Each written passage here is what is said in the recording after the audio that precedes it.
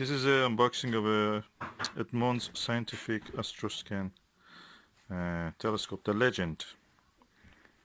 I think it is this box. Let me just open it and see what is inside. Okay, yeah, it's better than what I thought. Packed, really packed well. So I'm trying to open this without damaging any of this packaging. And well done, this parcel force has really packed it really well. So I'm going now to open this. I see already a cleaning fabric, and let me do the rest. Okay, it's emerging now from here. Okay, I can see now the whole package can be extracted from here. That's the telescope. I will put it down. I will try to see what is in this compartment. There is a base, I think, there. Let me just remove that. Oh, none of the telescopes I've seen online have this. This is the actual dew shield. And of course this is a fabric cleaner. What is inside here? Okay, I see a astrolabe kind of thing. What is this called? Pole finder. Oh, it helps you to find the North Pole. This book is the Stargazing 2016, a guide. And this is, I think, the eyepiece. Let me just open it.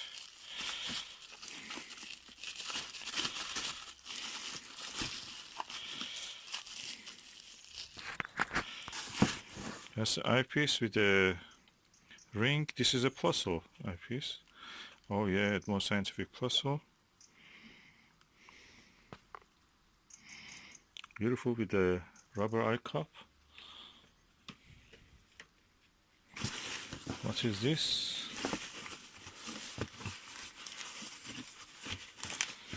I have to cut.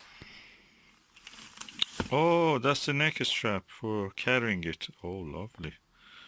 Good quality. It has all the things that comes with it. And what we have here? Oh, red dot viewfinder. It must be one of the latest ones. It has a red dot viewfinder. Maybe 2000, post 2001. Yeah, it is after 2000. So this is one of the latest, so the mirror must be like new. Okay.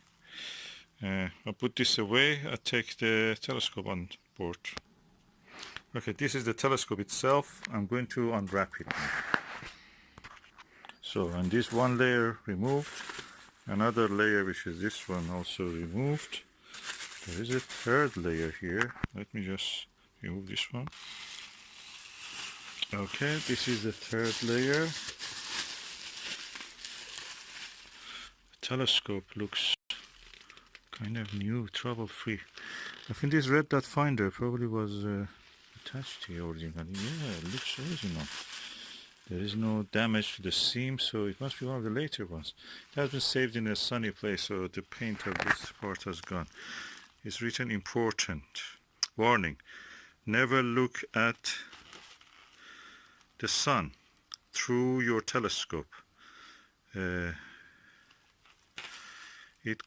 Telescope. Concentrated sunlight can blind you in seconds. Yeah, thank you for this warning. And let me just remove the whole thing from inside and see how it is. Okay, that's a beautiful telescope. It's coming out.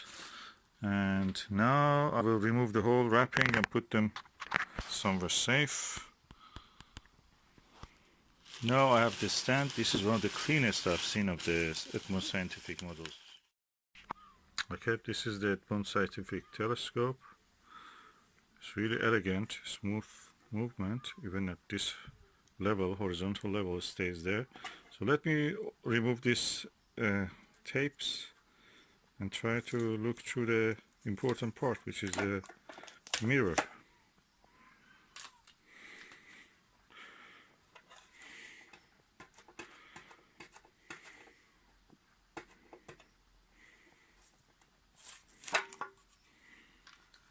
Okay, the elegant LED.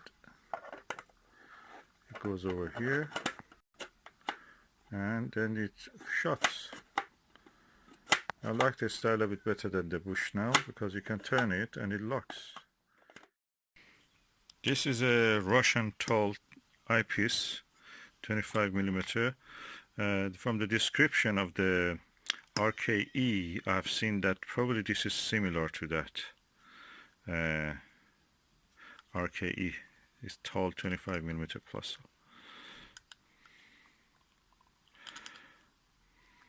Okay, look at it.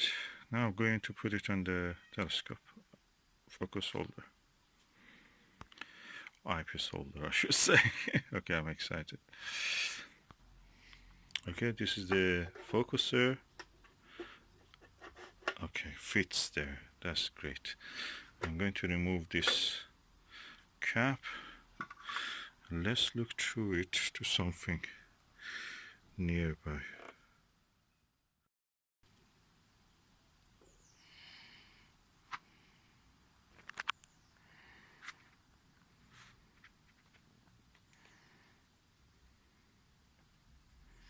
Impressive bright image. I must say the focusing knob of this is a little bit scary because you feel that it's going to bend any moment. I heard that it's worked by friction, so practically it's just a rubber pressing against another piece of rubber against the cylinder in the focuser. So I will put the Plusle eyepiece in here now just to see how it will be. This is the Edmund Scientific Plusle 28 millimeter. This is replaced the original RKA in this model, and let's look through it.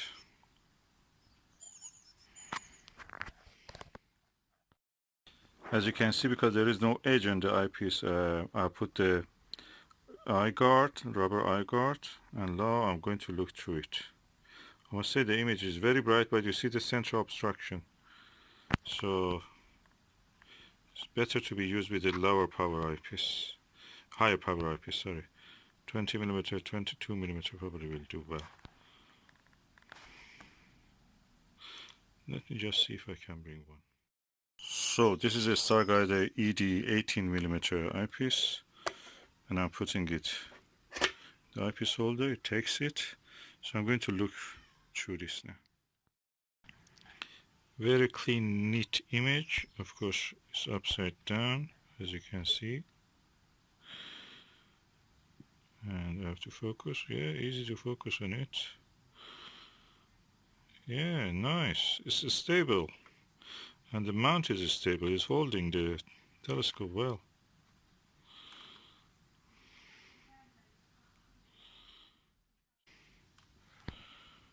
Really good, impressive telescope. It's beautiful.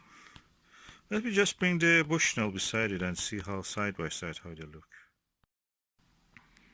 Okay, as you can see, the Bushnell is this one, and that is 4.5 inch. This is 4 inch, and Bushnell is slightly taller, around 1.5 inch, and the base looks the same size, but the mirror of this is 1 inch, half inch bigger. What is interesting? Okay, I will do side-by-side comparison in a later video. I've shown you how the image looks. I've shown also in the past how the image of this one looks, so you can compare from that. But at the moment, I just want...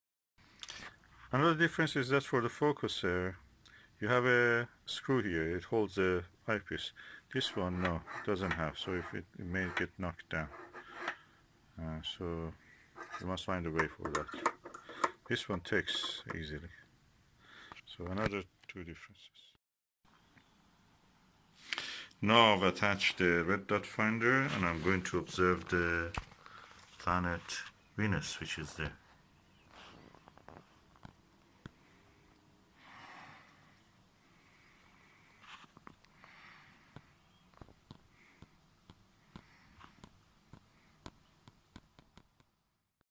Okay, I have used its own Edmund Scientific Plusle 28 millimeter. I've used this Lantanium Soligo 2.5 millimeter long eye relief eyepiece. This is actually a Vixen, and now I'm using the Olivan zoom lens, and I can say this is really good. I really recommend this.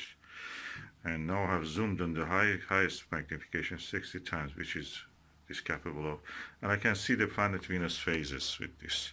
I must say the mirror of this telescope, what I found in the autofocus when I looked at the way that the secondary mirror image in the outline of the star, I can say that this is slightly off the collimation. It's not much, but it is.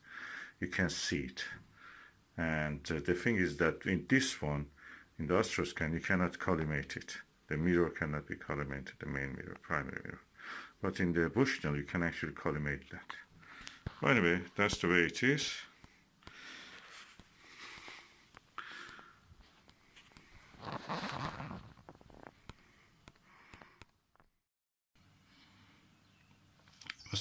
I must say, holding the camera against the eyepiece is very easy. With the telescope, I can see the phase of Venus, visually, I mean. With this, you see it's blurred a little bit. The setting, I cannot change the setting for the video, but I can change the setting for the camera. But it's quite nice, I can see. What I have found about the Astroscan telescope is that photography through eyepiece here is so much easier than any other telescope.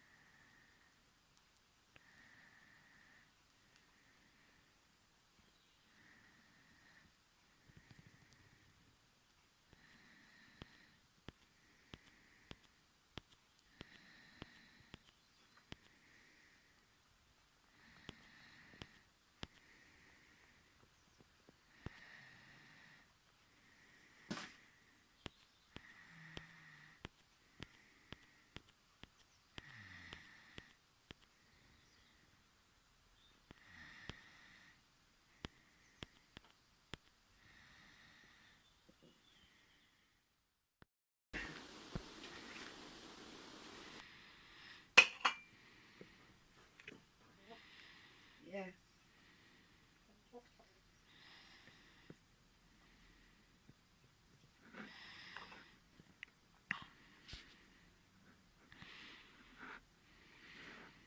This is a blackbird, the bird which has a beautiful song.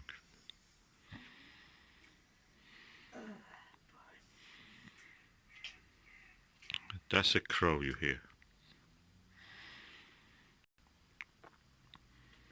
Yeah. I think in many languages it has different names. I think they call it tuka in Caspian Sea region in Persia, Iran. And yeah, Mina also is, maybe it's called Mina.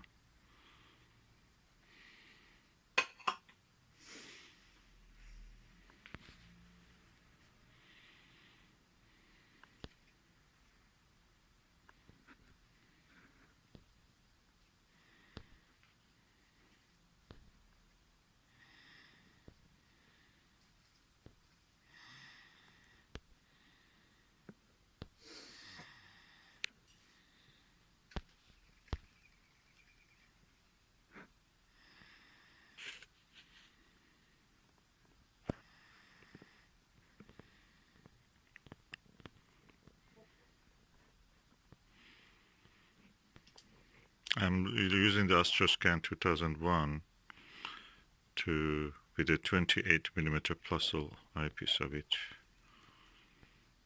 She hears the other. Oh, is it she or he, Susan? It's a little girl. She's a little girl.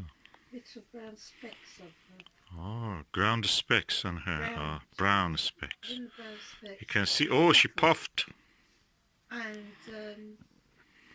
when the light shines on her, the feathers reflect blue.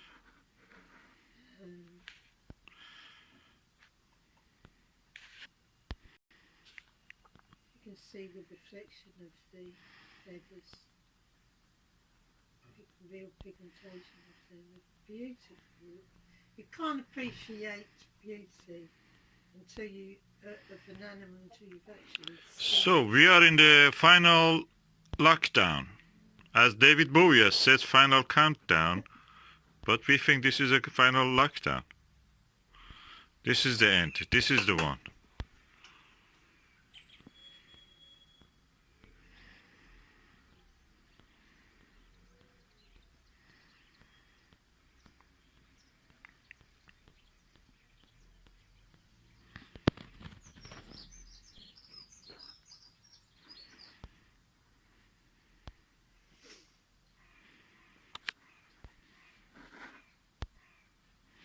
She's looking for the source of the sounds.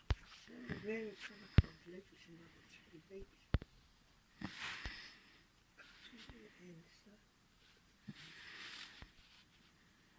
Let's see if it's low.